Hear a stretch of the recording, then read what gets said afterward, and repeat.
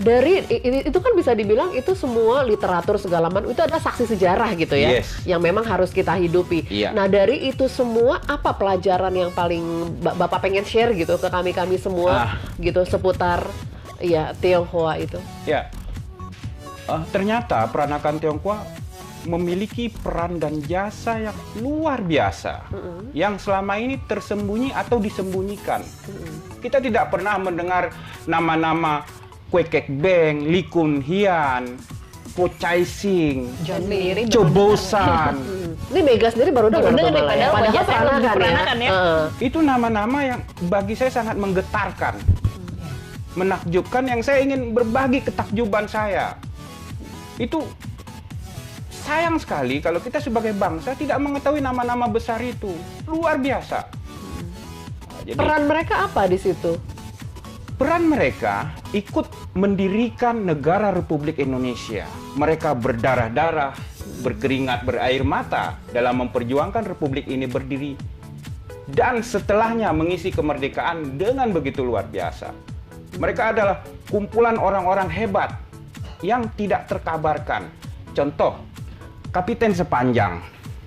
Itu seorang Tionghoa, panglima yang sangat luar biasa yang hidup pada tahun 1740-an. Jarang sekali orang mengetahui bahwa hampir 100 tahun sebelum Perang Jawa, Perang Diponegoro itu 1825 sampai 1830, ternyata 1740 ada sebuah peperangan yang paling besar yang pernah terjadi di Tanah Jawa. Peperangan yang dimulai dari Betawi, Jatinegara, sampai ke Banyuwangi. Bayangkan, sepanjang pesisir utara Pulau Jawa, perang. Koalisi antara tentara Tionghoa dengan Jawa. Peperangan yang tidak bisa dihentikan. Melawan Belanda. Itu memiliki jejak hampir di segenap Pulau Jawa. Bayangkan, itu cerita besar, epos bangsa. Dan VOC hampir dikalahkan. Koalisi antara tentara Tionghoa dengan Jawa waktu itu, Surakarta sekarang kan Solo ya, dulu dia di Kertasuro.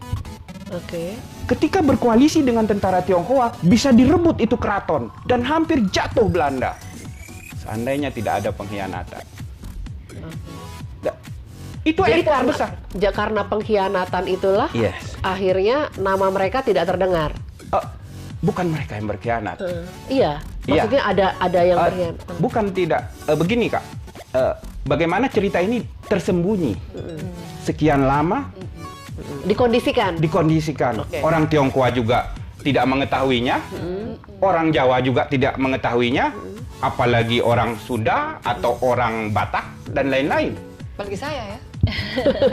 Dari mana Kak? Sulawesi. Sulawesi, iya. Kan sayang sekali. Dan Kapiten Sepanjang ini tidak meninggal sampai Banyuwangi. Dia menyeberang ke Pulau Bali dan mengabdi sampai akhir hayatnya pada salah satu keraton di Bali. Terus kuburannya diketahui? Belum diketahui. Ini tertulis dalam Babat Jawa, Babat Pecinan. Pecinan. Dan bukunya ditulis, sekarang mulai ditulis oleh keturunan dari Trah Mangkunegoro. Bukan orang Tionghoa yang menulisnya. Itu baru satu, Kak. Sementara masih ratusan lain lagi ya? Melimpah. Dan ini yang saya bagikan setiap hari. Anda bagikan di mana? Facebook saya. Jadi kalau yang pengen tahu lebih jauh ke Facebooknya Pak Asmi. Boleh mengikuti Facebook saya. Misalnya seperti hari ini saya menemukan nama Ko Chai Sing. Ko Chai Sing ini pendiri Universitas Diponegoro. Oh, Undip. Anak Undip juga jarang tahu. Anak Undip sendiri nggak tahu? Nggak tahu. Bagaimana orang Tionghoa dengan etnis Jawa bergotong royong mendirikan Undip. Jawa Tengah tidak memiliki universitas.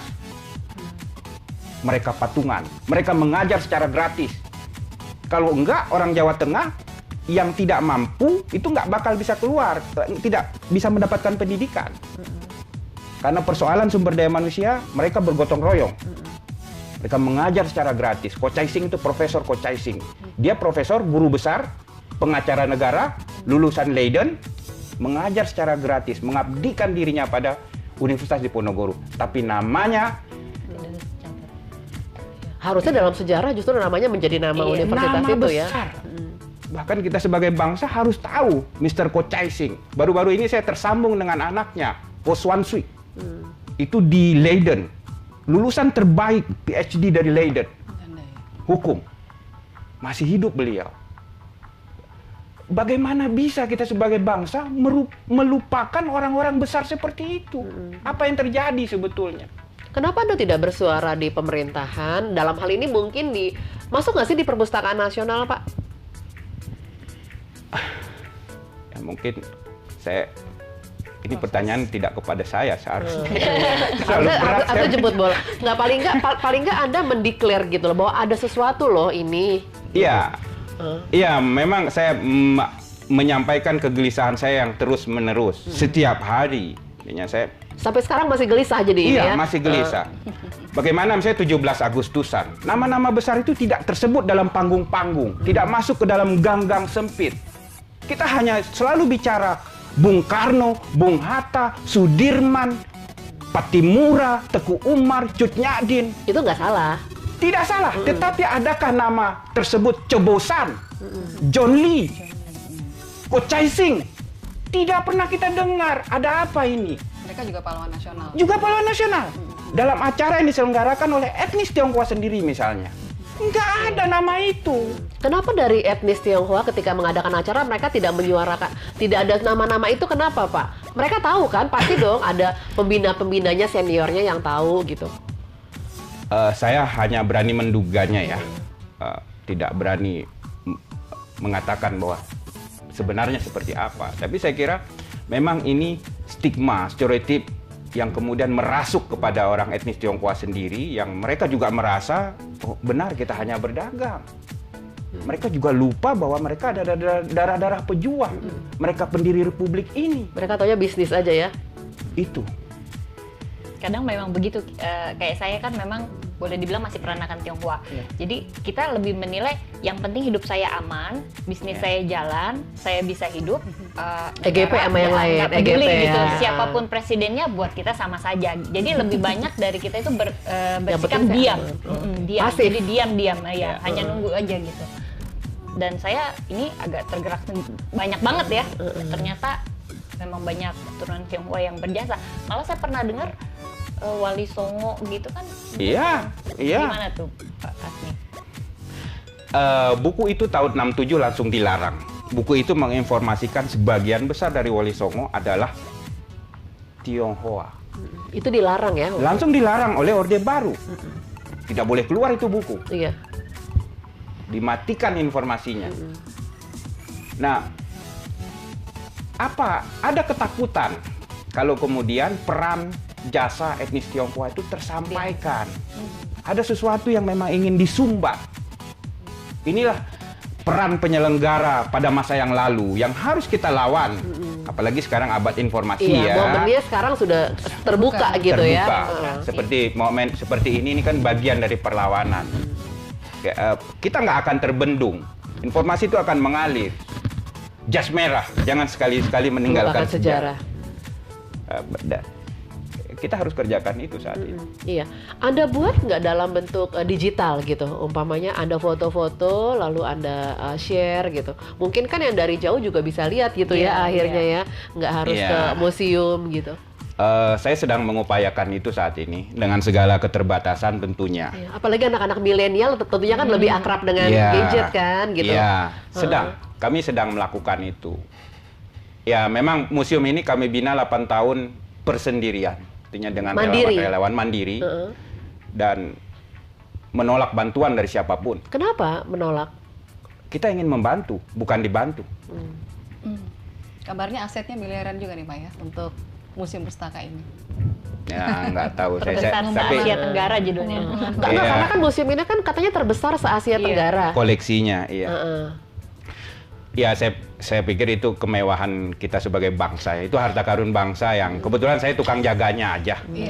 Ya, saya merasa berbunga-bunga ada di sekitar koleksi itu. Artinya saya merasa ya samping sedih kadang-kadang, tapi kadang tersenyum bahwa ini kok bisa bangsa Indonesia memiliki karya puluhan ribu yang luar biasa, berkelas, kelas dunia.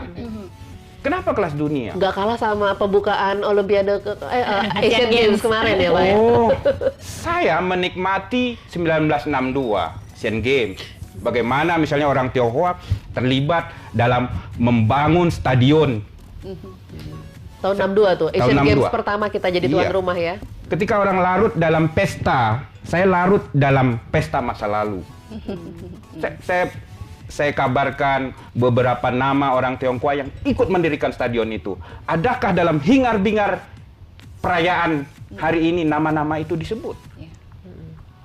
Nama itu ada. Mahasiswa sastra boleh studi pustaka di tempat? Boleh banget. Boleh, ya. Sejauh ini bagaimana antusiasme mahasiswa sastra? Gini, memang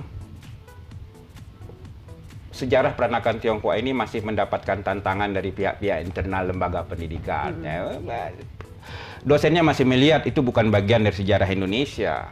Dosennya bilang begitu? Seperti itulah, institusi pendidikannya seperti bukunya itu. orisinal ya? Jadi respect mereka itu agak kurang. Dan juga misalnya kampus atau sekolah yang banyak anak-anak Tionghoanya, mereka juga khawatir. Ntar dipikir rasis lagi kalau datang ke situ mempelajari dirinya. Karena menjadi persoalan hari ini, orang Tionghoa banyak yang ingin menjadi Indonesia dengan meninggalkan identitas ke-Tionghoaannya. Itulah yang bisa diciptakan oleh Orde Baru. Jadi mereka akan merasa Indonesia ketika mereka melupakan identitasnya. Mereka menjadi sesuatu yang baru, yang berbeda sama sekali. Seperti ganti nama gitu ya. Ganti nama. Iya, supaya bisa dapat surat kewarganegaraan. Karena kalau nggak ganti nama, dia nggak bisa dapat surat-surat gitu. Iya. Banyak hal yang tidak bisa mereka lakukan ya.